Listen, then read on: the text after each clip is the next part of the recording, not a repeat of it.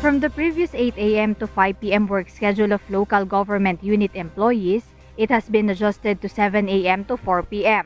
The adjusted working hours was first proposed by the Metropolitan Manila Development Authority or MMDA and have been adopted by the LGUs to ease traffic on main roads during rush hours. With this implementation, it gives more rest hours and less traffic stress for government employee Armando Olieros, a maintenance worker at Quezon Memorial Circle.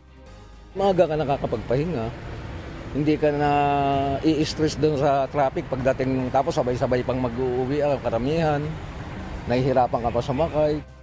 As for Jeneline Briones, who traveled almost 1.5 hours to work every day, just arrived earlier less than an hour due to less traffic.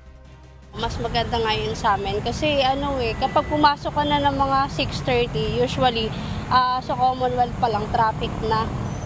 So dumarating dito, parang instead na mga 35 minutes lang yung travel ko, nagiging 1 hour 1 hour and 30 minutes, mga ganun. So ngayon, umalis ako ng bahay, mga 5:40, nandito na ako before mag 6:30.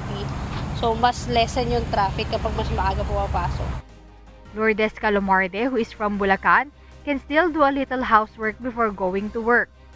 Basta yung from 2 hours na biyahe, nagiging 1 oras na lang. O, ganun. Basta mas maano dito sa kalsada, mas maluwag. Siyempre, pag mas maaga, nakakagawa pa ng ibang gawain sa bahay, kagaya ng paglilinis, pag makakaluto ng maaga para sa pamilya. According to the Civil Service Commission, the implementation of the modified working schedule is from 7 a.m. to 4 p.m.